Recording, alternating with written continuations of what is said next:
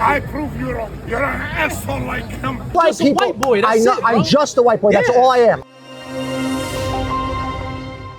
Today we are in New York City's Washington Square Park, a hub not only for woke activism, but right outside one of, if not the most progressive campuses in the country, NYU. To commemorate the life of Charlie Kirk, who was tragically taken from us, we set up a table with our own sign. Charlie Kirk is an American hero. Prove me wrong. But dissimilar to him, we are not here to debate party lines or argue over conservative versus liberal politics. Our purpose today is to reconcile hearts and minds. Here's how it went. What's your name, brother? My name is Dylan. Dylan. Nice to meet you. That's wild. He's Oh, Dylan. yeah. That's crazy. So, why do you believe he's an American hero? It's what do we define as hero, right? The first thing we have to say is something that moves towards a moral good. But in order to do that, we have to say, what is morality? Right? Now, I think that we all sense an underlying fabric, right? Morality is a thing that moves us deeper together as a unified construct, right? So anything that's going to move us closer to unity. Now, the thing is, within unity, individuality has to be remain diligent, right? But how do we function more unifiedly is the deeper moral issue of our day. So I believe that at the core of that ideal is the sovereignty of the individual. Yes, And I agree. I believe that he was the embodiment of an individual taking sovereignty in the world. I would agree with that. His ideas are, it depends who you ask, are a lot either very radical or very, that people agree with that. And I think the fact that he was going out there and all these college campuses who have a lot of opposing values, he had no problem talking about what he believed in. And I have a lot of respect for that. I just don't think that makes him a hero. Especially the type of rhetoric and the ideas that he was pushing into a society.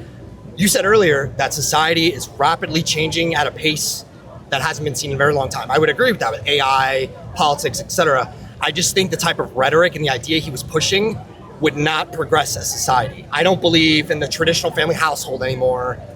He said a lot of very questionable things about a bunch of minority groups, especially with Israel and Palestine. I don't agree with his stance. Until very recently, he was... Well, that's actually something I talk to people a lot about. When you subject yourself to public scrutiny like that, and then you start to pivot, that's a very big deal. The area that I want to, and like I said, I don't want to disagree. I say I find a tension with, and I think that's a very important area to speak about this. As society progresses further and further, we need to not throw the baby out with the bathwater. Right? We need to maintain a certain level of individual integrity. So there were a lot of things he said that I thought did match a world that is gone, right? But there are areas of that world that do need to be preserved. And if you think about what it's like as an individual to feel this collective current pulling one way, and then to say, I alone will take a stand to hold this. That's a dramatic act of heroism to me. I mean, I'll tell you a story. I have a cousin. He's a really strong Catholic, right? I mean, I'm not religious at all, but he's a really strong Catholic. And he disagreed that the music at the pool that he was going to was not appropriate for children. So he went to City Hall, he started protests about it, he had death threats waged against him, he had a whole bunch of shit happen to him. He stood his ground. I actually thought he was being ridiculous on the topic at hand, but the integrity he displayed, and I think the way that you've approached me today, I feel is full with integrity. I feel that it's full of goodwill. It's the problem, like with a huge influential figure like Charlie Kirk, when what happened, I feel like it only creates the divide worse in this country. And people just need, like me and you, we need to sit down and just talk about it. This is why I feel this way, and I want to know why you feel the same way. Sure. I mean, so the thing is, I want to say this very clearly. I'm not trying to have a gotcha moment. I'm not trying to prove a point.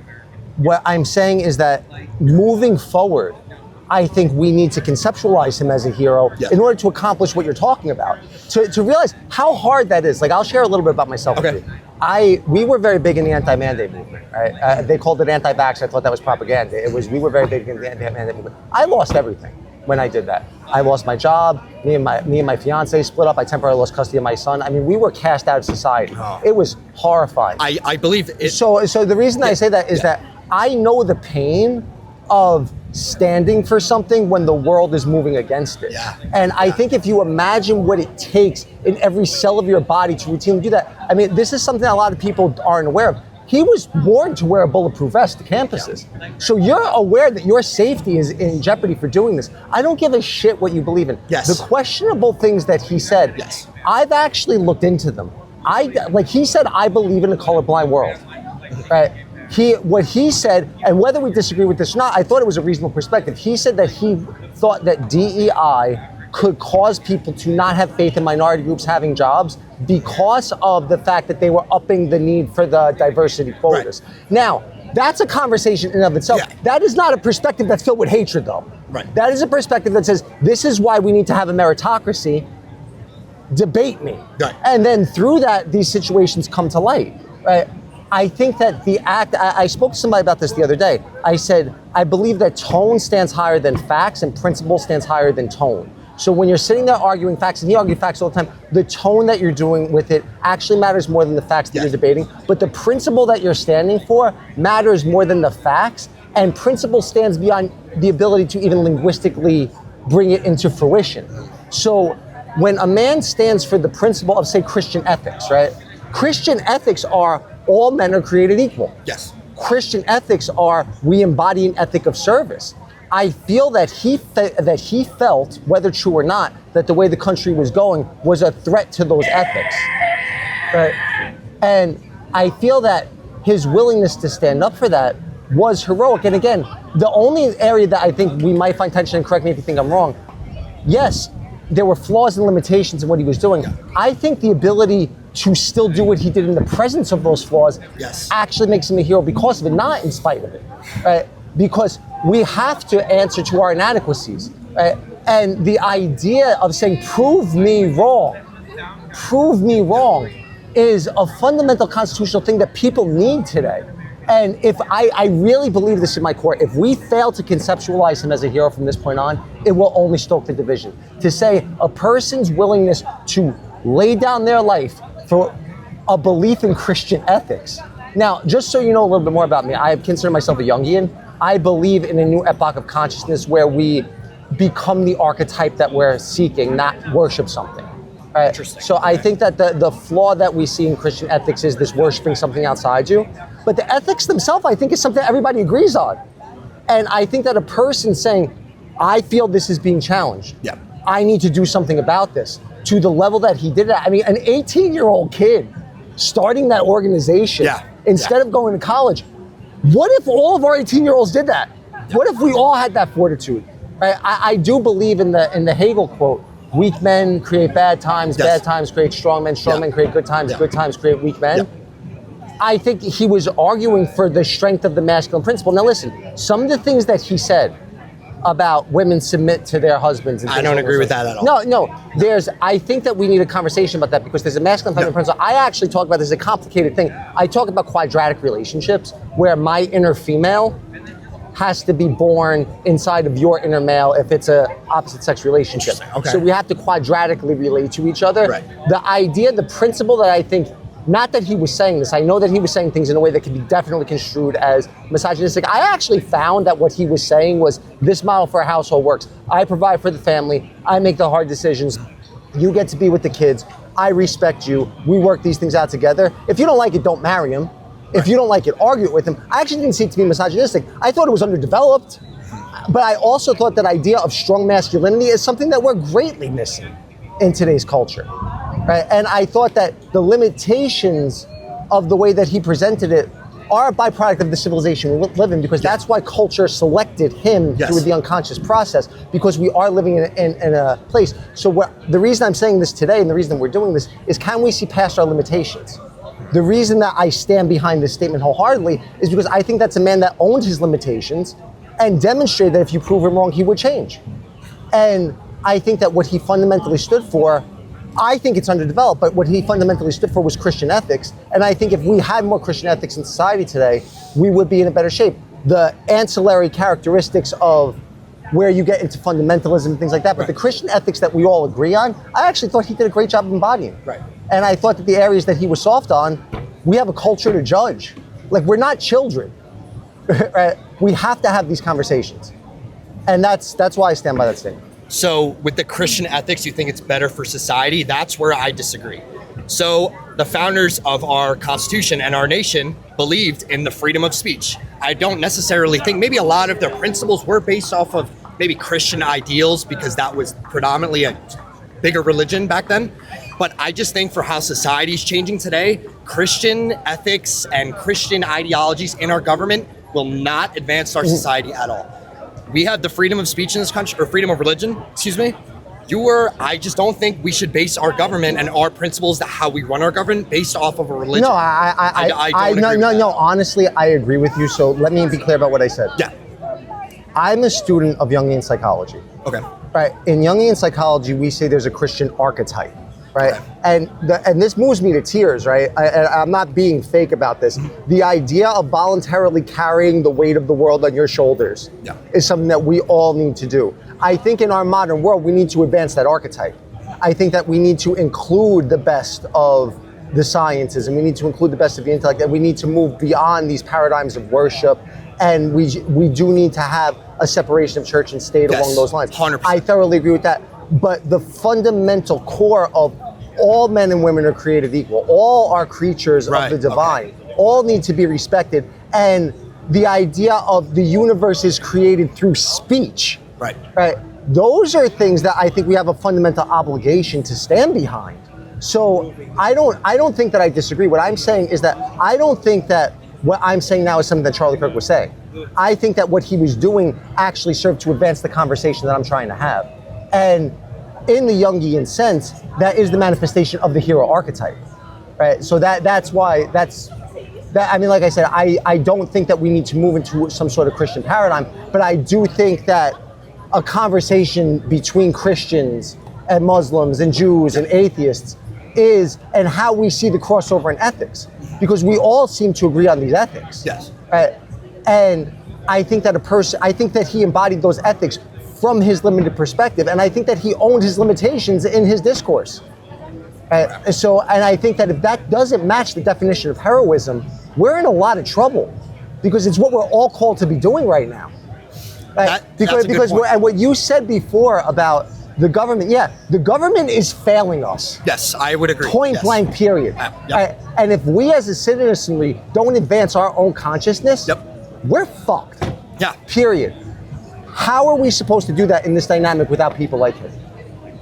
And like I said, I'm not going to quantify what I agreed with or disagreed with, because there's so much nuance along the way. Like I said before, the thing about women submit to their husband. When I'm saying I look at this from a quadratic perspective of inner female, inner male relating, that's something that's not going to be quantifiable in an immediate conversation, right? So it's not appropriate for me to say, oh, I disagree with this and didn't disagree with this, because there's multiple parts of everything.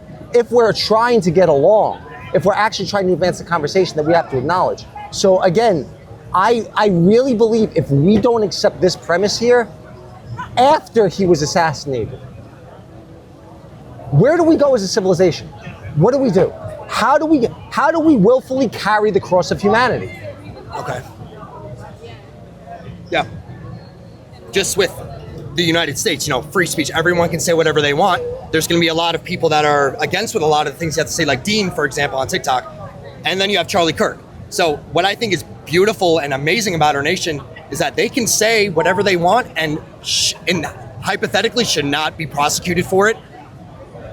That's why, in a sense, I guess I could see him as a hero. It's just the type of rhetoric he was pushing out. I think it's hateful, and I do not think it advances a society. That's why I don't see him as a hero. All right, now this is where I'm taking things with everybody, because, and forgive me, I do get a little emotional about this. No, it's okay. I'm looking in your eyes, and I believe that you want to see a more loving world. And, and the way 100%. That you approach me today, I believe that you're a loving person. Yes. I would hug you, but it's not pragmatic right now. Fuck it, come here. Come here. Thank you. Now, the thing is, when we're called to be more loving people, we have to be called to empathy. Yes. Right? He's had some very interesting things to say about either empathy or sympathy. I don't know. No, I understand that, but I'm talking about for us. Yeah. I've said this before. At this moment, I'm pro-choice. Me too. There's lines that have to be drawn and things like that. There's a conversation to be had. Yes. I cannot see for the life of me how not you in general, but how a society can conceptualize a person that thinks that that's a human life and wanting to preserve it as hateful. I cannot see a person saying, I believe in a colorblind world where we're judged by our merits as hateful. You could see it as wrong. You could see it as underdeveloped. I think that this is a product of the digital echo chamber that we're engaging in the modern world. Right? We're living in a world where the opposing side is immediately deemed as hateful. And the reason for that is because there's so much hate. Yes. Everybody, and we're born with generational hatred. When we're born into our parents' lives, our parents hated people. Yeah. The emotional tones of our own hatred are carried with us. And then it gets projected onto onto figures that emerge. When we have a polarized psyche, we will project that hate onto areas that we see that are reflecting perspectives that are opposite than our own. Instead of empathizing and saying, Jesus Christ, this guy thinks that that's a fucking baby, right? I'm vegan, right? I've seen Charlie Kirk delete videos where he got owned by vegans, right? Because I personally think that you need to answer for the fact that there are chickens that are more evolved than fetuses and we're slaughtering them. Yeah. That being said, he thinks it's a baby. And my aunt and uncle, who I love like my mother and father, they're very pro-life. They've stopped multiple abortions, but they do it in a loving way, kind of like this. I've seen the baby, like the mothers that were going to the abortion clinics, come back 6 months later with their newborn babies thanking them. Yeah. I can't see the perspective as hateful. I can't see the perspective that we should live in a colorblind meritocracy as hateful. I don't think that's hateful as well. I can't. The place on immigration, I personally think that Trump has went off his fucking rocker on immigration.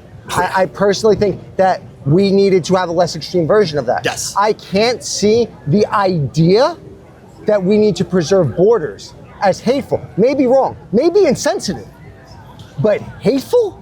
I want to know. Preserving your borders in itself, that is not a hateful idea. It's just how people approach it, how the type of legislation he wants to pass. I will tell you this directly, and I say this, I voted for Trump, I'm very pissed at Trump, I oppose Trump, I don't think I was wrong for voting for him, and at the same time, at this current junction time, I am deeply opposed to a lot of the shit that's going on, and I'm happy to say it.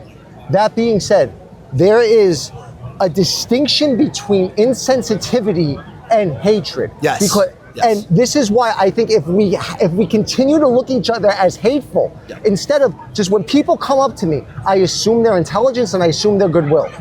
And they have to do a lot to prove that otherwise. Right. I think that that's why he was viewed as a villain, because we're living in an environment where we're not assuming people's goodwill. And I think that that's the case because the rectification of opposites, the reconciliation of opposites in the psyche is the greatest intellectual accomplishment that a human being could achieve. We do not live in a society where that's happened, so we are not in an education system that actually facilitates that. So it is the natural system that when a person that says something that you disagree with emerges, you will project your hatred onto them. It's the way the psyche's oriented.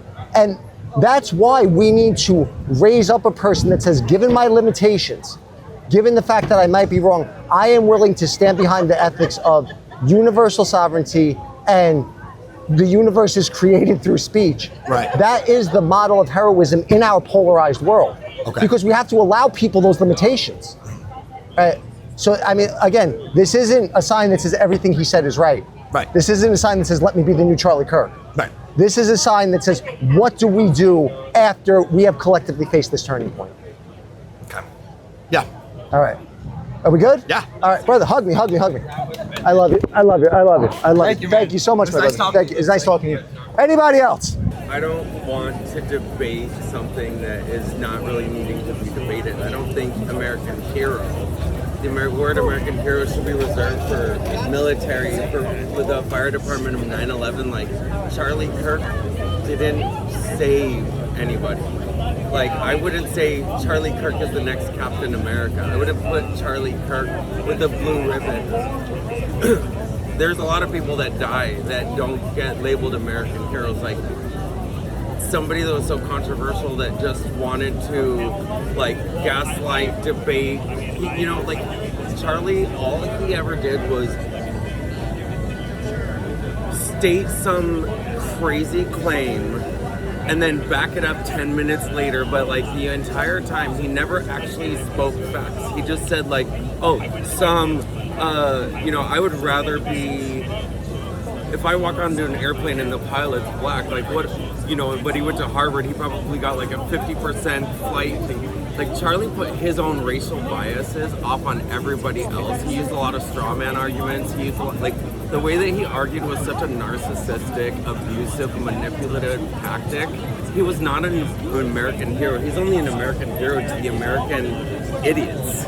It seems like you have a lot to say about it. I don't know anything about him, but I'm autistic. It only takes me like 10 minutes of watching somebody to understand that I don't want anything to do with it. I don't want anything to do with Charlie. I don't want anything to do with that guy. All right, what's your name, brother? I'm Kevin. Kevin.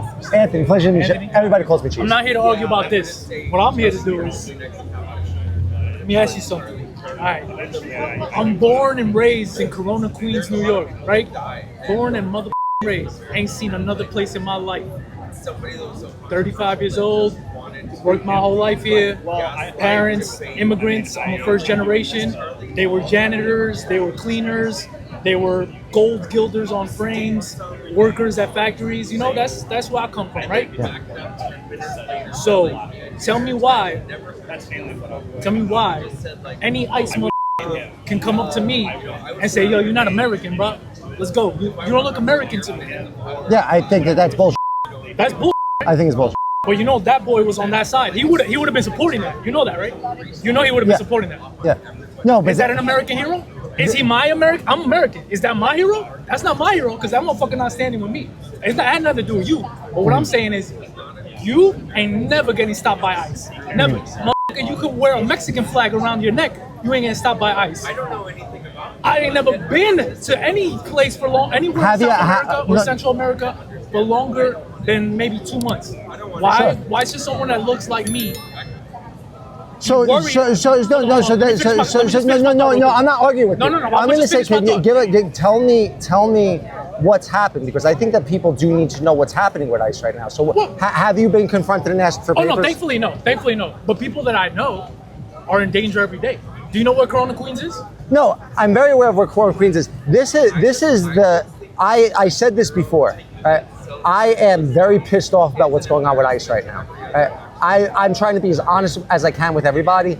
I appreciate that. I definitely know that if I knew it was going to get to this degree, it would have affected my thoughts going into the election. But let me finish that. I also think that we're in a situation now where, from what I've heard, right, and I think that we're jumping off the deep end. I think that America has 80% of the planet's resources, and we need to allow people to get the in here. And I think that we're seeing a bureaucratic nightmare. What's going on. That's not what we're talking about. But now it's my turn. No, but that's not what we're talking about. We're not talking about resources. We're talking about dead ass. 8 p.m. I'm walking down the street with my friends that look just like me. ICE can come up to me, detain me. I could show them my passport. They could be like, I don't give a and they could take me. But if that hasn't happened, why do you think that's going to happen? Why do I think that's going to happen? Because 6 months ago, we didn't think that it was going to be okay to just racially profile people for ICE, right? It was like, oh no, we're going to go places where. See, let me finish this, because what's happening right now is, with all the love in the world. This is why you can't speak to someone when you start making points. I'm going to address your point. I'm an American, and this motherfucker would have been with this whole racial profiling thing about. No, nobody was for racial profiling. You're saying no, because now you're saying things that are wrong. Charlie Kirk wouldn't not based on race. Not based on race. It's based on. It's literally based on what they think you look like. No, it's not based on what they think you look like. That hasn't happened to you. It's literally. It hasn't happened. It literally was approved. It doesn't mean it can't happen to you. It's not. It doesn't mean it can't. It's not. It's based. And listen, there's problems with it. There's problems with it. I'm not familiar with the entire law. I know people that have had ICE come to their doors. I have friends that have ICE come to their doors. Okay, cool. Have you had ICE come to you? No. Never would. Now, my friend. Never would. But no, I know white people that have had problems with ICE. All right, so you're being bigoted right now. It has nothing to do with the color of your skin. I've had white friends that have ICE come to their door. Did you know that?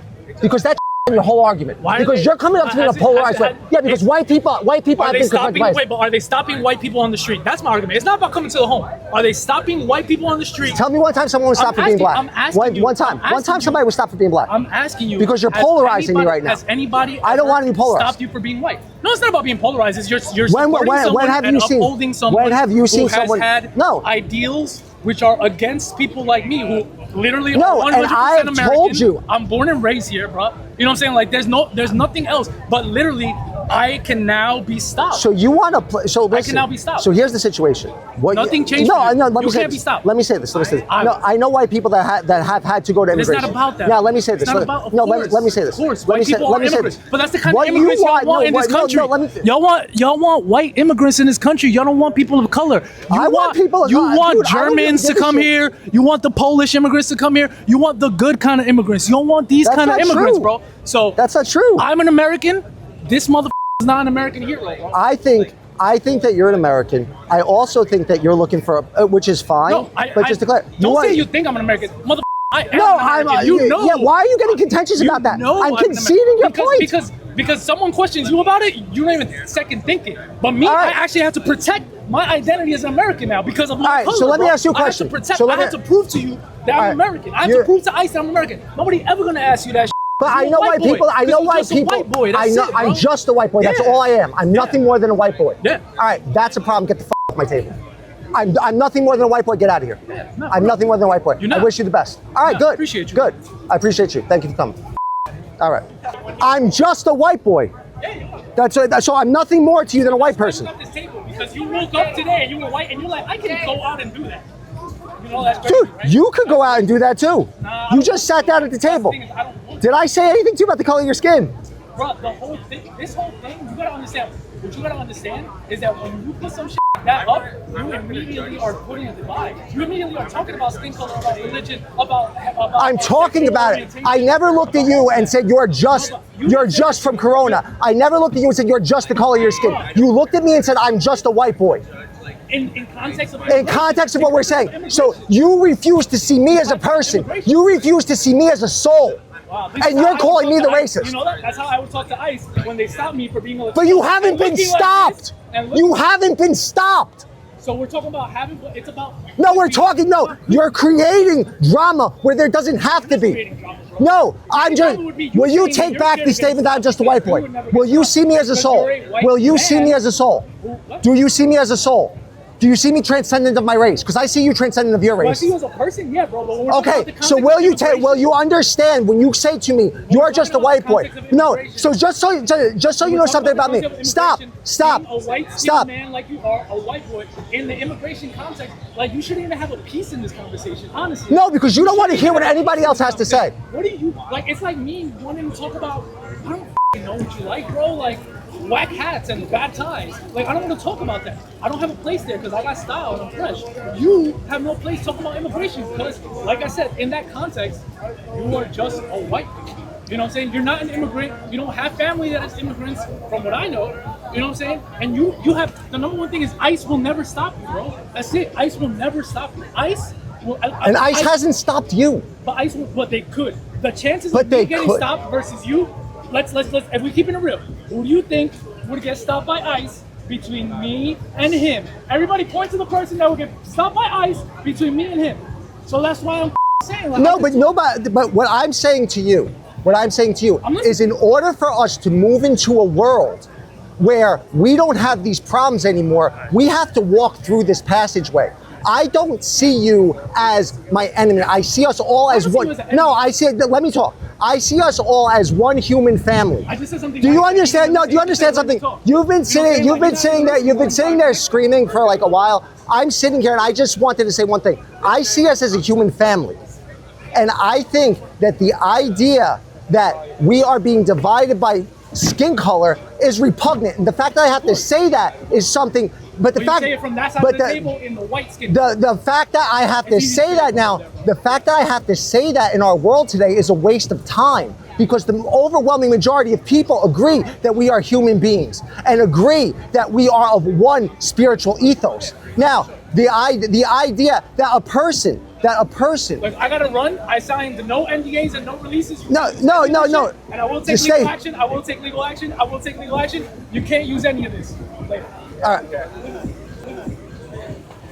No expectation of privacy here. that's perfectly fine. So, the general idea, just so everybody understands what just happened, he told me I was just a white boy, so I said, if that's all I am, to get away from the table. I've heard this conversation before, that I should have nothing to say ever about race, and gender in America because of the color of my skin. I'm saying this, we are all part of, one second. We are all part of one human family, and the way that we relate to each other will determine the landscape of humanity. So if I cannot relate to people and tell them what I think about what is going on, we will never further our agenda of being human together. That the silence of a person because of their skin color is a problem towards stops the unity that we are trying to achieve. We are allowed to understand that people will have frictions at times. I actually don't believe in disagreements. I believe we find tensions because the mind is polarized. My personal feeling is that if I don't tell you what I think in every single moment, then we are killing our chance to be a united human family together. And that's why I took opposition to what he said. Anybody? You know, I just picked the point of what he was saying is that you don't understand. I can't hear. I don't want to sit there. Like in context of immigration, that you would not understand. I don't understand because I'm never going to be pulled over or profiled or any of that. So I hear what you're saying because we do need to get back to humanity. We need to get back to talking to each other. It's okay to have a disagreement and not freaking hate each other and stop labeling each other. But I'm just saying what he was saying there was about immigration, that you would never be stopped versus him being stopped. And Sure. I understand that we got to stop saying white boy, black guy, this person, white woman. Bleh. So I agree with that. But I also understand what he was saying because I will never have that issue that he has. I will never have an Yeah, issue. but he never had that issue.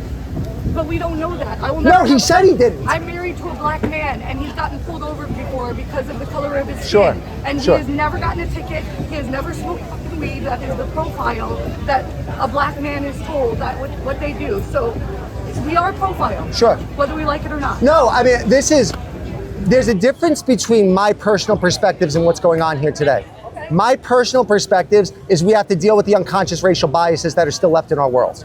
I'm thoroughly aware of the fact that the projects are packed with black people, the prisons are packed with black people, and profiling is still a problem that we have to address. I'm thoroughly aware of that. Yeah. The question is, how do we go about dealing with it? Get rid of our freaking politicians and lobbyists. No, And but money.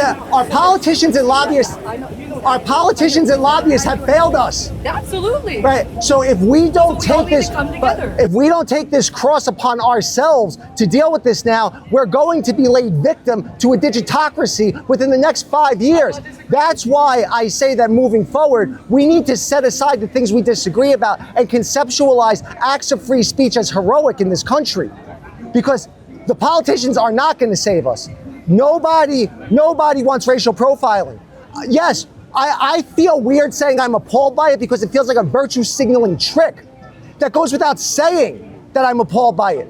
If we don't actually talk about it in a civilization where honestly I have $13 in my pocket right now, we are all being economically repressed. Yep. If we don't move together to heal these divides that the politicians are using to maintain power, how do we do that in a polarized? But really quick, you don't think Charlie Kirk's not being used by politicians right now? What's that? You don't think Charlie Kirk is not being used by politicians? No, right I now absolutely as a absolutely freaking do. messiah to I absolutely do. No, I absolutely do. What Okay. I'm saying is, what will we do? How will we hold the spirit of humanity above our politics? How will we know that there is something inside every human soul that is greater than cultural divides? How will we learn to empathize with people that we did not empathize with before? I hear you. So this is why, and I feel that from this moment forward, to conceptualize what he did as heroic will save our country and will save our souls. It will save black, white, Latino, Asian, because it will actually raise us to a threshold of true spiritual equality. I gotta think about that. Oh, wait. I gotta. Stay focused on it. Would you like to sit down? Why don't you sit What down? did Charlie Kirk do that actually made America great? Now, let's be specific. Task. Now, Reddick and talking is. Can I know your name first? You just sat down. Excuse me? Can I know your name first? You just sat down. My name is Hagen. Hagen, pleasure to meet you. Anthony. Go So, ahead. give me 3 things that Charlie Kirk did that really not enthralled, but made America better without the divisiveness of negative commentary. No question that he had a lot of opinions. No one questions that. But his rhetoric caused a lot of discontent. So I just want to know, when you look at people, and you know, like I'm not even Martin Luther King, but other people in our history who made a difference and made America better and made more American people want to be better citizens. What did Charlie Kirk do to make people? Now, I'm not saying going to MAGA. Sure.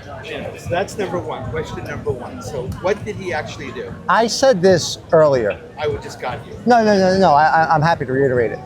I think that tone stands above facts and principle stands above tone. I disagree on the first. I think facts should always come number one. With a tone, you can have a crazy person give the most ridiculous facts. But if you say, now this is not pro or against Donald, Sure. but Donald is a master of tone. He can make statements, which we all know, even the New York Times and other conservative people who have said are untrue. But his tone is so remarkable, he is very persuasive. But when he is confronted with facts, that's where he falls and he switches the dialogue. Yeah, but to this point, right? Tone overruns facts. It shouldn't be though. Yeah, but it doesn't matter. We're adults. I agree. Right? Unfortunately, with So the thing is, we're actually speaking about the way that the psyche is structured, right? And what a lot of my argument today is that it's our awareness of our personal psyche that's going to save us, not our politicians. And what I've said, the way the psyche is structured is that tone is greater than facts, but principle is greater than tone. So if you believe with your principle, there are a lot of people who have the tone, but when it comes to their principles, they're totally in disagreement. No, but now the area that I say is that the evocation of principle, of the idea of individual sovereignty and free speech is a principle that stands above all the things that we may have So agreed you with. agree in free speech. Charlie actually said he believed in free speech, absolutely. He also said there is no such thing as hate speech. He said that was a myth. He said it on multiple podcasts. So it's amazing what I'm hearing now with certain people, and I'm neutral, I'm not conservative, I'm not a Democrat, I'm not a Republican. Sure. But I have listened to, I watched hours of Charlie Kirk's speeches, and he is very clear that hate speech doesn't exist.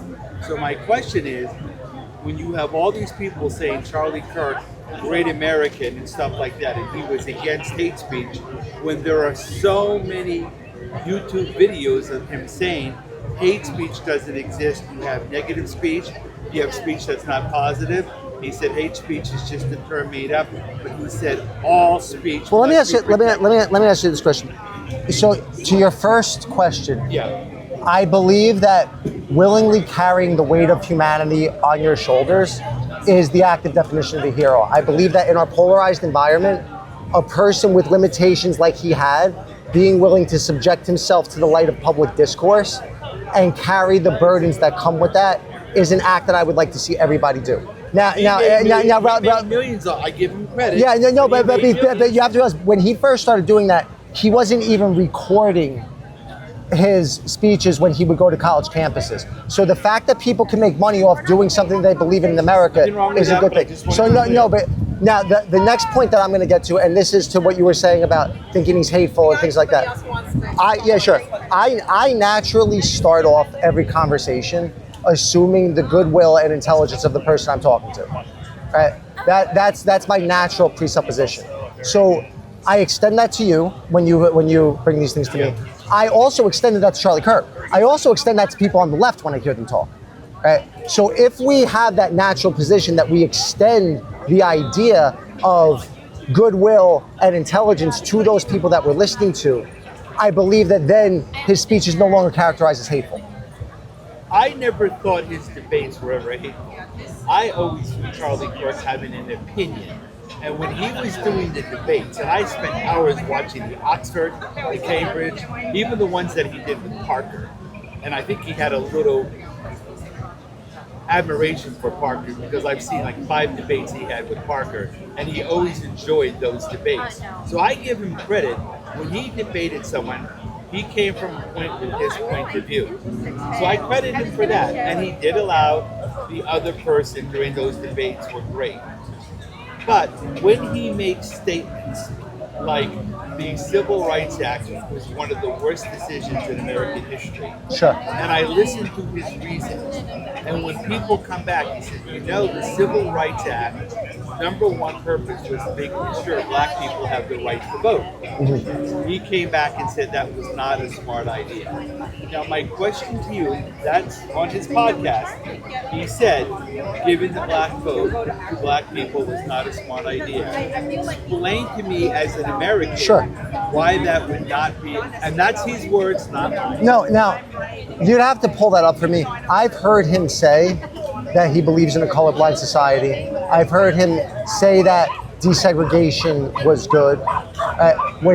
From what I heard him say, was that the DEI elements of the Civil Rights Act were a problem. Now, that's when I've had these questions brought to me, and I've went and tried to look it up. So when I've never heard him say, I saw that this morning on YouTube. No, I never heard him say that black people shouldn't be allowed to vote. Right? Now, obviously, if he said that, I'd have a huge fucking problem with that. But no, I wish I had the clip. Now, the other thing, let's be very clear. DEI was not part of the Civil Rights Act. That was a terminology that came post-Biden. No, but those type of policies, right? The type of socialist policies is what he's just. And I'm not here to debate that. I've said this to everybody. I'm actually like a center left-leaning person on a lot of issues. I think that basically the way that I conceptualize our political dynamic is the left represents dynamism and the right represents integrity. And that because we're moving in this world we're moving in the direction of a technocratic civilization, we're evolving very fast as a culture. So the left is going really far right now. And we need people on the right to say, let's not throw the baby out with the bathwater. and I think that while he may have made mistakes, while he may have said intentionally incendiary things, I think that's more of a product of the political and psychological environment. Well, he actually said in the same YouTube video, when he was questioned on certain things, he has acknowledged that some of the positions he earlier held. Karu, wait 1 second. Can we get a fact check on this? Did Charlie Kirk ever say that black people shouldn't be allowed to vote? It was part of his argument when he was talking. Can we just get a fact check? It was an early college video because he looked very young when I saw it. It wasn't new. It was before he started Turning Point. It was one of his and the whole context. He said, I'm not sure. Because you gotta realize what I'm going through with this. Yeah. What I'm going through with this is people keep saying to me, he said this shit, and then I go and look it up, and it's not what they said he said. I took a snippet of the whole dialogue. I didn't find credible evidence that Charlie Kirk explicitly said black people should vote. Hold on. Several statements by him that critics say undermine or attack civil rights legislation firmly that are prominent black figures. I'll tell you, if you want to, does anybody else want to get in? Because you can look that up. He wants to get in on it. All right. Please. I respect the fact that you want to get here. I respect the fact that you're here debating and stuff like that. But I think most people would classify him as a divisive person. No, and now here's the conversation that I'm having with everybody about this. We're living in a polarized environment. Correct. You asked me what was one good thing that he did. What I was doing with people before that, this is the topic of conversation. How am I conceptualizing a hero? Right? How do I conceptualize a hero? I conceptualize a hero as somebody that takes a moral virtue and attempts to move us to greater levels of unity. I leave you with this one question. There are a lot of people who view Adolf Hitler as a hero, and they can give you multiple reasons why. Now, just because people say he was a hero, does that make him a hero? No. Now, I've heard this argument before. Not an argument, asking a question. No, but now what I'm saying is... I'll let the other person get in. All right. Let's let somebody else get in here. I'll address that question later, though. Thank you so much for coming. Oh, the pleasure was mine. You're a good man. Who's coming? Yeah, okay, you're next. I only have 45 minutes left. Workout place. Hi, how are you? What's your name? Good, Kristen. Kristen, Anthony. Everybody calls me Cheese. Okay. All right, now, what I've been dealing with today, I'm going to try to circumvent any of the... You don't seem hostile. I don't seem hostile. You don't seem... No, I've dealt with some hostility. And that's perfectly fine. What I'm saying here is that, for lack of better terms, I disagree with a lot of things he said. The conceptualization of a hero in our modern day is what I'm trying to argue for. And it's for somebody who, although they have limitations, rises to carry the weight of the world on their shoulders with the greatest virtue they know how to do so, loosely stated. Right? So now, I won't, if you don't want to talk about this point that I have here, I'm cool with that. If you want to talk about some shit that he said that pissed you off, I'm not going to try to stick you to this because I'm not trying to win an argument. What my actual intention to do is to bring the world together, because I think the culture war is a greater threat to civilization than things we disagree about. So that's my intention of putting this up today. And I'm not trying to win a debate. What I'm trying to do is say, we're not as divided as we actually think we are. And it's actually an Obama quote. We're not as divided as our politics suggest. And that's why I think that we have to do this. And what did you say a hero is? A hero is somebody who uses their own virtue to willingly carry the weight of the world on their shoulders to bring us to a greater dimension of unity. Okay. I mean, I guess, well, I was just showing the producers a photo of me here at Charlie Kirk's event at NYU. Oh, that's amazing. About like 6 years ago.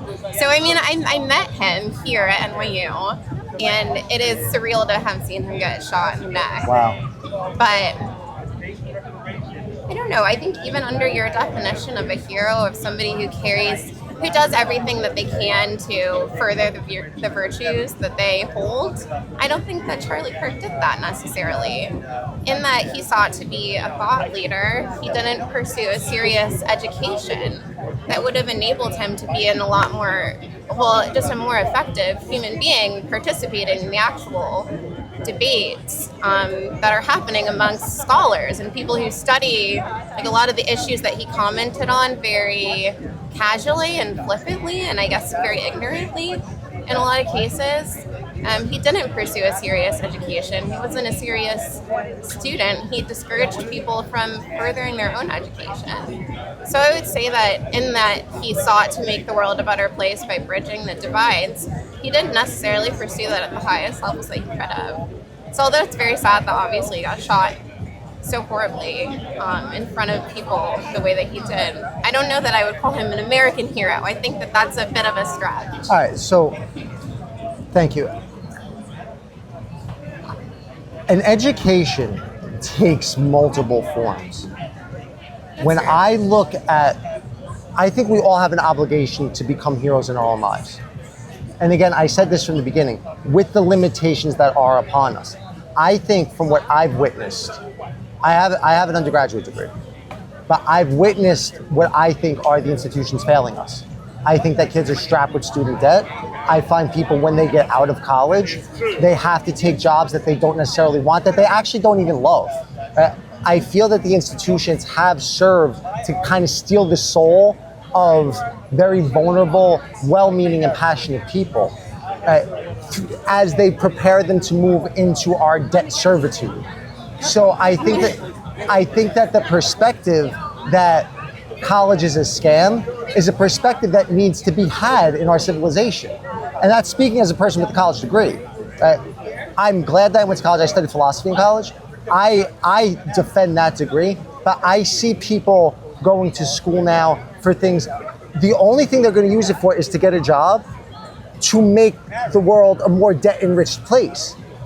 And I don't think, now listen, we could have that conversation, but I don't think a person taking angst with the American education system disqualifies them from heroism. I think a person saying, this is what I have, I will give my life to it, I will speak these truths. And the thing that I loved about him, he didn't sit there. What I loved about him, What? resentment. What he did. Now the thing that I loved about him was that he went to liberal campuses. Right? If you take the same perspective, the reason I'm calling him a hero and not Trump a hero, Trump speaks to his right-wing base. Right?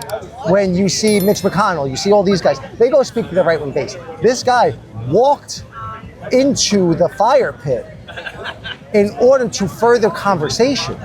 That's what we need. And yeah, he's afforded his limitations. Yeah, he had his beliefs. Right? But when you subject yourself to that, that's not an easy thing to do. Were you here before when the guy started screaming at me, telling me I'm just a white boy, and was like, he was basically insinuating that I was racist? It's like, do you know what that feels like? Like, just so, and I want to say this, and I didn't say it to him before, but only because of this conversation about feeling, right? We live in a country where black people were raped, murdered, and enslaved because of the color of their skin. Do you know what it feels like to get called a racist when you're white? It feels horrible. Now, I came out here today knowing that people would say that to me, knowing I would have to deal with those feelings. He went out there every day told to wear a bulletproof vest, knowing he was going to have to deal with those feelings. That, to me, is something that we all need to be willing to do. Well, I mean, I guess kind of to take what you said and to also piggyback off my earlier point, I think that part of the fact that he was not formally educated on some of the things that he was speaking about led to him saying some things that were just racist. Like, would you say that he didn't have a lot to say that was very racist? I heard, when I looked into his things, right, because I've been hearing a lot of this, I never heard him say anything that I thought was racist. You've never heard him No, let me finish something. I say this to everybody, and I think it's something really important. And this is something, as a white person, I think that I actually need to be saying. The reason the left has a point to be talking about racism in our world today, when we're 2 generations out of segregation, is because of the deplorable origins of the country. Right? We live in a country that was founded on people being raped, murdered, and killed. Raped, murdered, and enslaved, I'm sorry. When we use that word, whether we intend it or not, that tone is still present. Do we still have an unconscious racial bias that needs to be worked out? Absolutely. Does that still cause problems? Are we in the wake of segregation? In certain parts, we're not. In certain parts, we are. Right?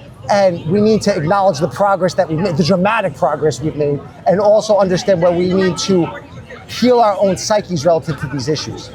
I saw nothing in him that rose to the threshold of the word racism. I could concede that he was insensitive to racial dynamics. Okay, I can easily concede to that. But I think I can easily concede to that. Easily. What I asked though, because I assume the intelligence and goodwill of people I'm talking to, I would ask Black Americans to understand and to empathize where he would be coming from, because he's not saying to place them, he's not saying to marginalize them. He's being insensitive to the 2 generations out of segregation. But what he's also saying is that we need a meritocracy. He's not aware of how Black people could have been denied education and things along those lines. But the argument towards, but arguing for a meritocracy, I think, is important.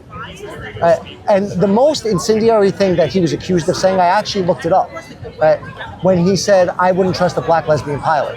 What he actually said, because I was like, what? Are you serious?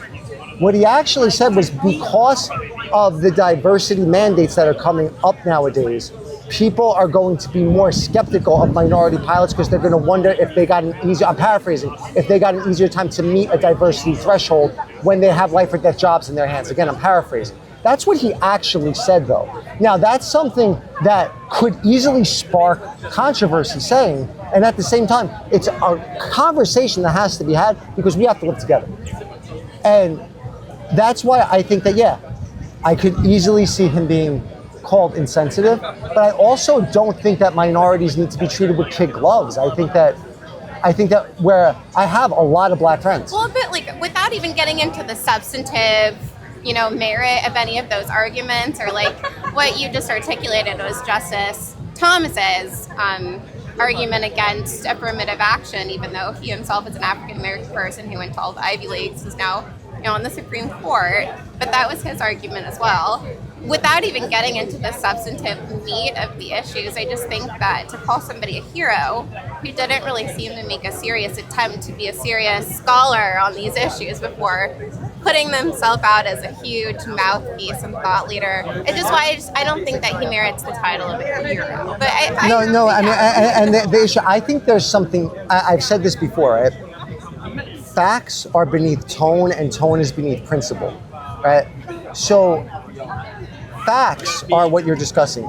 You're saying he's not aware of the facts, he's not aware of the historical unfoldments, things along those lines. That's now the thing is, I don't know if you need a university to inform you of those things. I don't think so. Now the thing is, I think that the principle, though, is more important than the facts because we're grown-ups, right?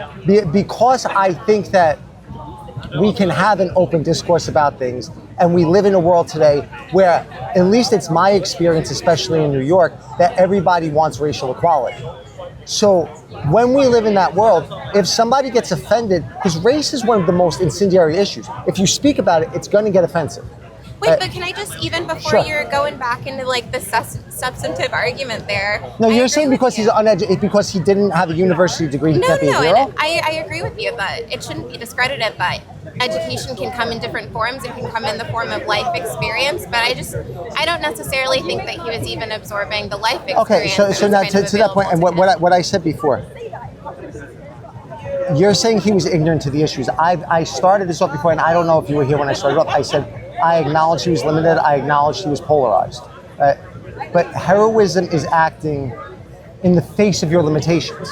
In total ignorance without any effort to educate yourself? Not without any effort to educate yourself. If you think about the way the psyche is structured, right? A person has confirmation bias, right? People have to work through that as a limitation. People go through those things. So if you have that situation, if you handle it clumsily, right, it's better than not handling it all. If you handle it with passion, and it's better than not handling it all. I would argue that going out and debating people on these mechanisms is a great way to inform yourself on the issues. And I think it's a fast track to get informed on the issues. Now, the thing is, the thought process that he engendered with that is not something that we even need to speak of. I think that because his principle was free speech and the bridging the divide between people as far as our polarized environment was concerned. Again, walking into liberal environments and holding these perspectives does bridge the divide amongst well-intended, intelligent people. This is where I think our world's in trouble. When we disagree with people, we naturally assume they're either hateful or stupid. And that's like the default position that's going on in the culture war right now. I think that in order for us to heal our world, we have to start from the perspective of assuming intelligence and good intention. Well, I mean, when somebody just displays deep ignorance of something, like a perfect example is he had spoken a lot in the days, I mean, weeks, months, years leading up to his death about how there's disproportionate crime coming out of the black male demographic, right? About this, yeah, no, He just said, say it like, again. black males are a huge violence risk or whatever. They perform a disproportionate amount of violence. Is something that Charlie Kirk had repeatedly said. Yeah. And something that some people would say is racist to say. Sure. But I wouldn't say, I do think that it's racially insensitive to I say know. something I like think. that, but it also just displays a huge amount of lack I think that of those education. types of statements are racially insensitive, right? But they're not just racially insensitive, they display the lack of education that the person has to kind of take one piece of information and take another and glue it together in a way that shows a total lack No, but of knowledge. again, the conversation we're having is how the culture war unfolds, right? So if we look, I said this before, and correct me if I'm wrong, I think there's a disproportionate amount of black people in jail. There's a disproportionate amount of black people in projects. There's a disproportionate amount of racial profiling going on. Right? Now, I think that when a person looks at that and addresses those things in that way with limitations, it opens the dialogue. I'm not specific, and I don't know, like, I don't have privy what exactly he was saying. Right? I know that these are incredibly hot topic issues. I don't know the exact facts that he's arguing. I could tell you from what I've seen of him, he would have a fact bed and then argue from that fact bed. So the reason that I say tone stands above facts, but principle stands above tones, is because you could take a fact and make it say anything you want. Pfizer does that all the time. Now, I think that happens. I think that he would often take facts and make them tilt towards a conservative perspective. But but I don't think that that's hateful. I don't think that disqualifies somebody from the threshold of principle that is speaking. Okay, that's where we disagree. Right. I would think that because what he was doing, and I think that the problem that a huge amount of people obviously had with him is jumping straight from a person's demographic to whatever character trait that was negative, that he was assigning to huge groups of people. Instead of kind of taking the further No, but step. this is where I think that we bump into a problem. he said, I believe in the colorblind world. Right. So I think that when a person, I think that in the world that we live in, because of the wake of racism that we're coming out of, right? And I have no issue saying we're coming out of a wake of racism. I don't think we live in an institutionally racist society anymore. I think that we're coming out of the wake of that now. I think that what happens is whenever somebody says something racially insensitive, our natural psychological predisposition is to think that they are connecting that to large groups of people. Instead of saying, instead of realizing that there's a specific issue that's being addressed, I don't necessarily see that as being projected onto these are the qualities of blacks. No, well, yeah, when somebody says black people are more inclined to violence, that's an insult on all black people. If I want to see the exact quote the way that it went, because I've been dealing with this a lot where people say things and then I get horrified. Or just to say, like, you're more likely to commit violence. Your group is more likely to do this. No, but if I look at a conservative perspective, right? Now, is that the conservative perspective? No. What I'm saying, I don't think it's the conservative perspective.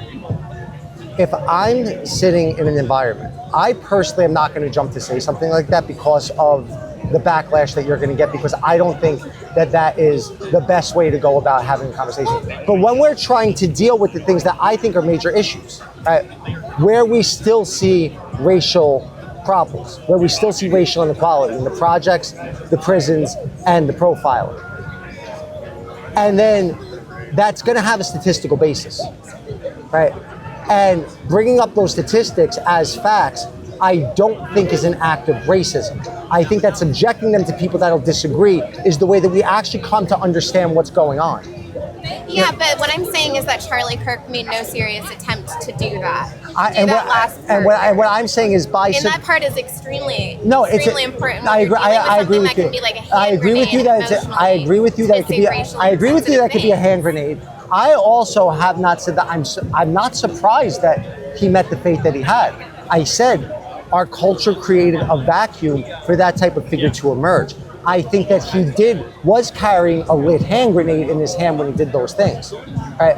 I thoroughly agree with that. The only place that I think that we're not finding a unification here is I think the act of subjecting those perspectives to people that disagree is the act that will bring us to a greater unity, and he willingly held the hand grenade while he did it and met the consequences of it. Right? And it's a real tragedy that he might have had the opportunity at only 31 years old when he died to have not had the opportunity to gain that education and maybe come I'm not talking about him as an individual because when we start to rise into cultural figures, right, they become more than their individual lives. And I think that because of his life, more people would be educated on these matters. Like when you're talking about, I'm saying he came from a limited perspective. And I'm saying that because of his life, more people are having the discourse that you wish that he had. So we can look at it this way. He sacrificed one dimension of being, and the rest of the world is now more educated on it. Right? And that carries the weight of humanity. And like I said, I'm not being trite about this. I'm not saying that was his conscious. Yes, he was arguing from a conservative landscape, but I think the fact that he walked into liberal institutions and carried that threshold on his shoulders is an understanding of a call to actually solve the problems, because he's acknowledging that his perspective is limited. He would say, I'm a conservative. Once you say I'm something, you acknowledge you're not something else. So when he says I'm a conservative and then walks into those places, now more people are educated. Right? And I said this, and I'm going to say something that's like a lit hand grenade right now, right? And I'm going to make sure that I address this before I say it so it's not misinterpreted. I am not saying this is because of his intentions. I'm not saying it's because of his policies. I'm not saying it's because of his conscious actions. I think that Donald Trump has done more for racial dynamics in this country than any president since Lincoln. Because of the level of conversation that he stimulated, because of the outrage that has happened. We live in a world that doesn't tolerate unconscious racial bias anymore.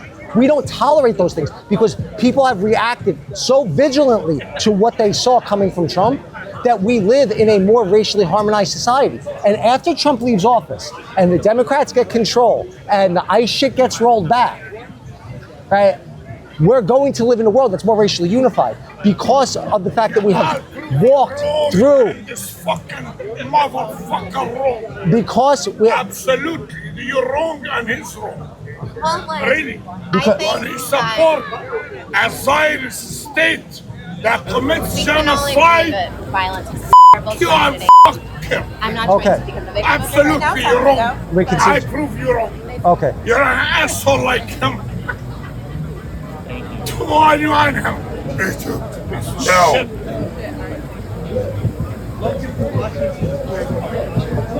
Really? You're an idiot.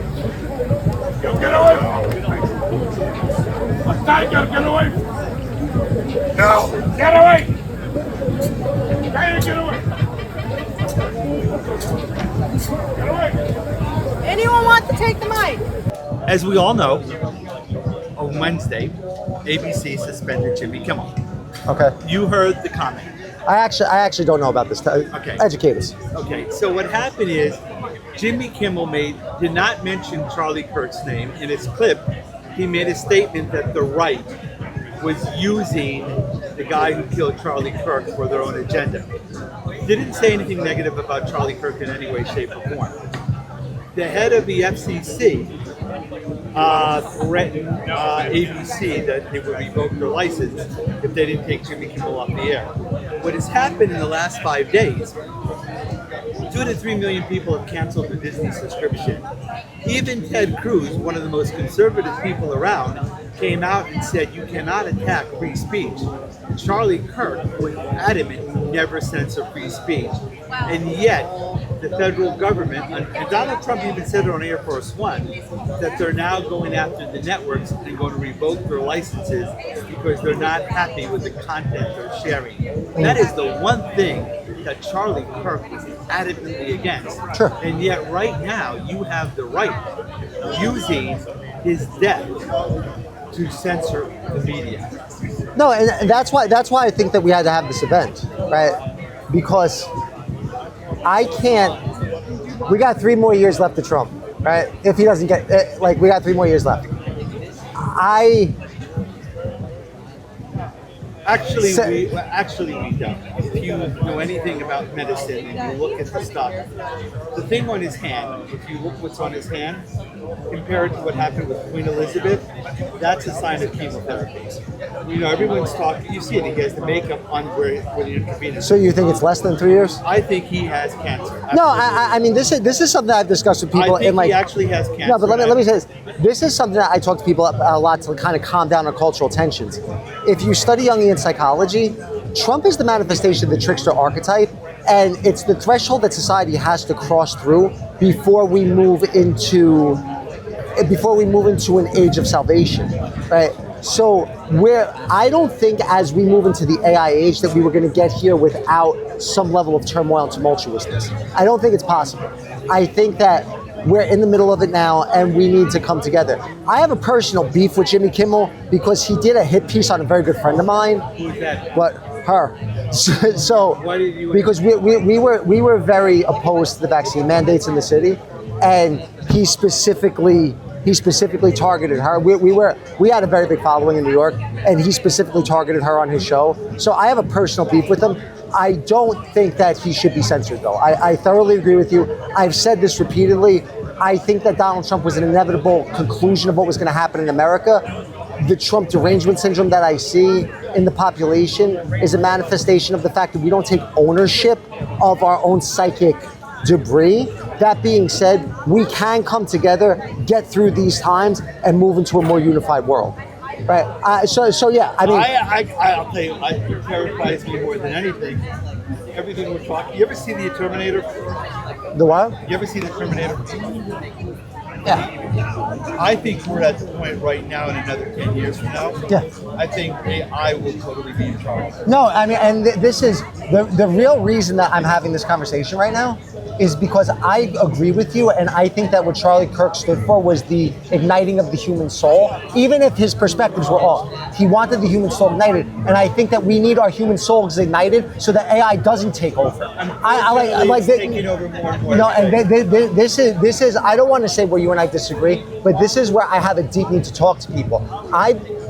I don't want to say I believe. I know that if we resurrect our fundamental human spirit, we will not be conquered by AI. I think that if we sit docilely while this happens, I agree with you. All right. I will just say, Let him finish his point. Is that on still or not? Yeah, I think we're running. We're running. We'll get you out in a second, brother. I will say this much. What I do for a living, I'm an AI specialist. I'm considered one of the best. And I can tell you for a fact what AI can do now should terrify everybody. Is it sentient already? Yes. All right. Guys, we just heard this. Hold on. Can you? I can't go into too much detail. Are you classified? From that point, I can't talk about. All right. Can you just? That's a big deal. I am telling you. We got that, right? We got that on camera? Yeah, of course it is. Have a seat. What's your name? Your name is Cheese? I hope so. What's your name? Pleasure to meet you. I'm Skylar. Skylar, pleasure to meet you, Skylar. Okay. I want to tell you this. My function for doing this is not to advocate for right-wing perspectives at all. My function for doing this is I believe that this is the way forward to save the planet right now under this conversation post his assassination. So before we get started, and if you don't want to talk on these terms, I won't stick you to these terms, but I just want you to know my intentions first. The way that I define a hero is somebody who uses virtue within their soul, despite their limitations, to carry the weight of humanity on their shoulders to bring us towards a greater unity. So I think that by that threshold, he adds up to that. I'll tell you, I don't like the term disagree. I like the term find tensions because the human mind is a polarized mechanism in itself. People are born on one side or the other of a conversation. What happens is our minds are in a process of reconciling those opposites. So I don't want to say I disagree with a lot of what he says. I found tension with a lot of what he said. Yeah. I think that we're at a time, as this guy just told us before, we're facing an AI awakening. And if the human soul is not galvanized right now, we will be slaves to AI within 10 years. So I think that the spirit that he imbued, and I said this just, I don't know if you were here all day, I said that facts sit beneath tone and tone sits beneath principle. And I find that if we maintain the higher principles of what was being engendered, not the facts and not even the tones. Yeah. Not the facts and not even the tones. At that point, we can save the human race. Okay. All right, go ahead. So I want to preface this by saying I do agree that I think the path forward with humanity is an evolution of the mind and the mindset. I also want to preface this by saying I'm not entirely super familiar and confident with a lot of Charlie Kirk's talking points. A lot of the stuff I've seen of him is purely based on in my opinion, creating outrage. Okay. So I think that to say he was a hero is maybe an exaggeration, but to say that his death created a martyrdom that could lead to an awakening, I could. And what kind of awakening do you think it'll cause? I think that it's going to take a conversation around how far we've come in this political atmosphere to the point where I don't know, he was obviously very polarized in some of his beliefs and maybe more traditionally right-wing in a lot of others, but I think to characterize him as a hero is kind of... Well, I mean, do you agree with the definition of hero that I gave?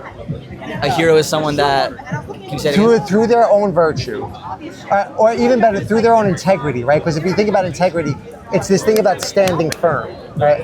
Through their own... I don't know if he had integrity. No. If we define integrity, because I think about the integrity of a bridge, right? When I think of a hero who's done something in a big civil rights way, I think of Martin Luther King or Malcolm X or Harvey Milk or... No, I've had these conversations. I want to be clear about something. I recently got fired from my job for wearing a Martin Luther King quote to work on a pin. Are you serious? Yeah. I mean, I didn't, and I wouldn't even apologize for it. I was like, yeah, fucking that's fired. ridiculous. Now, the quote was incendiary, but it was everything Hitler did was legal. And that's a Martin Luther King quote. You got fired for wearing that shit to work? I got fired for wearing it to work. Now, here's where I stand. Martin Luther King, this is something that I actually discovered going through this, right? Yeah. When Kirk said that he had a troubled past, a lot of people had a problem with that. Martin Luther King was a hero, no questions about that, right? He also cheated on his wife and had a lot of shit around him about sexual assault. What I'm saying is that a hero is a hero because they rise above their limitations. So the polarization in Charlie Kirk's psyche was a definite limitation. the ability to stand firm to a Christian ethic of the universe being created through speech, through the idea that all beings are created equal, and the idea of maintaining a spiritual discourse in life is, I think, what will move us towards unity. I also present this to other people. Everybody knows that we need to live in a more loving world. Yeah. Right? That's not a question. What we don't realize is what empathy is. How deeply can we empathize with the right wing? How deeply can we, like, I'm a center-left person. May I Sure. interject with a Charlie Kirk quote? Yeah, but I find it strange that you're attaching him to this idea of like human liberation. Yeah, through sure. Intellectual discourse. Sure. He would often like box people off in conversation, and I recall him saying, I saw a video of this. He said, "Empathy is a new age human invention," or something like that. Sure. Now, again, I clearly would disagree or find tension with that, right? Yeah. I also understand exactly what he means when he says it. And I empathize with the place that he's coming from, even though I'm calling for more empathy. Do you know? So let me tell you the place that he's coming from. Not that I met him, right? I said this before. We naturally have to start assuming the goodwill and intelligence of the person we're talking to. Yeah. Why would he say something like that? Because we've seen cataclysmic social divides throughout all of history. Right? We've seen man's inhumanity to man. So the idea that we have to empathize with each other is something that is now coming into consciousness as a social mechanism. He's speaking against it. I think that he was wrong for speaking against it, but I think that if we are to do what we want with our planet, we need to empathize with the perspectives that people are coming from. Even if we don't embody them, even if we don't agree with, we don't have to agree with them, but you have to see where they're coming from in order to become a balanced human being. I see. Right. So someone that teaches a lesson is a hero. No, again, someone who willingly carries the weight of humanity on their shoulders in the face of their own limitations. Like, in what way did Charlie Kirk do that? When was the last? And I'm not trying to be a smartass, right? No, I'm just. I just want to answer the question. When did Charlie Kirk do that? It's a weird thing because I want to make sure that I do treat you with the love that I'm trying to, and at the same time, So when was the last time that you were personally told when you went to an event you should wear a bulletproof vest? I don't think anybody hears. I've never spoken with beliefs that would compromise me in a way. Okay, no, fine. What I'm saying is the magnitude of something like that, when you're going to do something like that, like today, I have security here. Yeah. Right? Because I knew that this could get contentious. Right? Yeah. When you go into an environment like that, you naturally know that your safety could be compromised. Yeah. Right? When you walk into an environment like that, you are carrying the weight of everyone that disagrees with you, right? You're taking this conversation like a hero right now. I love the way you're doing this, right? Before a couple of people have come up to me and yelled and screamed at me, called me a racist, called me a misogynist, without listening to anything I had to say, right? How do you think that feels inside, getting that fucking shit thrown at me, right? It enters the cells of your body, right? Like you feel it emotionally. When you're standing in those environments and you're taking the weight of the opposition into your being, you are carrying the weight of the collective divide on your shoulders, right? By definition of what you're doing. So that's why I think that it rises to that threshold. And the reason I'm having this conversation is a call for us to all be able to empathize with people as humans, to understand these figures that we see in the public eye, they're still humans. Breath of fresh air, New York. They're still humans. And what it takes for a human being to do that, even though a lot of what he said I didn't like. So what do you think about these guys that are coming over here and assuming you're characterizing his entirety as heroic? Like, I don't think he was heroic for saying the civil rights movement should be abolished. I don't think he was heroic for a lot of stuff he said. But they come up and they go like, yeah, finally, someone who gets it. And you're contributing I'll tell you exactly what I think. Yeah. I think that, and this is a very complicated thing, and I'll explain as fast as I can because I have to go soon. Okay. The left represents dynamism and progressivism, right? It represents where we're going. The right represents constitutional, like integrity, like standing your ground, not losing. No. Yeah. In their true senses. Yeah. In the modern day political sense, there's a uniparty. They suck. They're all fucking kids. It's a nightmare, right? At the level of principle, the right wing is supposed to stand for constitutional integrity, and the left is supposed to stand for moving ideals forward. I think that because we're moving towards the AI age right now, because we're rapidly moving towards the AI age, the left is progressing exceptionally fast, and it's causing a massive psychic tension. So the people that are in New York, that feel that tension, that see somebody saying, listen, we need to have I think that it could be a breath of fresh air for them. If they sat down, I might disagree with a lot of things they said, but I would find a way to empathize with them, just like I try to find a way to empathize with everything that everybody else said. Like I said, I was largely considered by a lot to be the best anti-mandate speaker in New York during COVID, right? And when people ask me how I was able to speak that well, I said, because I empathize with people. I hate fighting the way that I'm fighting. I know that they're scared. I know this virus is real. The way that we're handling it is criminal. And I hate being on this other side of these people because I know what they're feeling right now. Yeah. I think that what happened is, Charlie Kirk, you're right. Somebody said it before. He walked around with a hand grenade, and that hand grenade detonated. Absolutely. I also think that he knowingly did that. He also had things where he said, they're going to attack us. They're going to kick down our doors. And he still did what he did. Now, that, again, principle, tone, facts. That level of principle saying this is what needs to be done. And then the crucial thing for me, that where I say that he moved us towards unity in a polarized situation, is because he went into places that had opposing views. When you see people on the right, I'm not calling Trump a hero. He speaks to a right-wing base. I'm not calling Mitch McConnell a hero. I'm not calling any of these people heroes. They speak to their right-wing base. When you take those ideas and you walk into a place, you force a conversation that wouldn't have had that naturally brings more people together. Somebody before said to me, he wasn't educated, so I can't call him a hero. And then I said, yeah, but did his discourse not cause more people to be educated on these matters? So in the presence of his limitations, he stood by his values and advanced us to a greater place of unity. So I see and I agree with a lot of the stuff you're saying, but I think your definition of a hero lumps in people that aren't heroes. Like, I think to say that Charlie Kirk is a hero because he knowingly went into a space where he knew he could. No, I said that's a differentiating factor. I get this all the time. Was Hitler a hero? No, Hitler wasn't a hero. Why wasn't Hitler a hero? Because Hitler, first of all, he's speaking to his base. There's a lot of reasons Hitler wasn't a hero. Yeah. There's a lot. No, but you got to realize something. I deal with this all the time. I have to make this argument. Which, by the way, is a problem. What's the distinction between Charlie Kirk and Hitler? No, I'm just thinking. I think that when you frame it like that, you open it up to that. No, and I'm willing. I'm willing to carry that weight on my shoulders, and then we'll talk about what we're saying, right? Yeah. I mean, this act, like, just so you know, this was not easy to put together, right? I mean, I'm like carrying weight on me to do this, right? Yeah. What Charlie Kirk did amplified what I'm doing today by millions fold. It's a crazy operation to put together to carry. So I think because he made us think he's a hero. No, again, it's not because he made us think. Because anybody can make us think.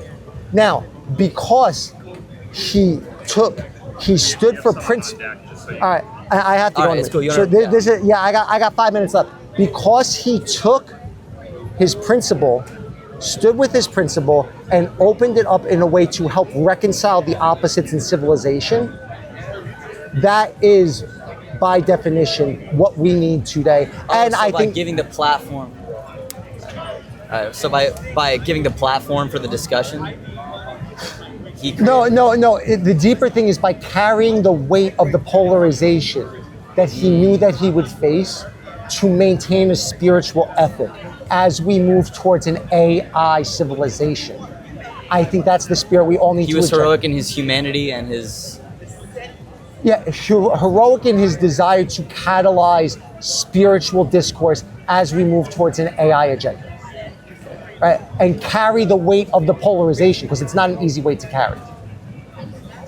Can we get somebody else in? Yeah, I appreciate it. Thank you so much. I love you. Today was fun. We basically got exactly what we expected to have happen. There was some people that loved it, some people that hated it. I was reasonably touched with people's calls towards unity, and I think that humanity is going to overcome what we're up against now.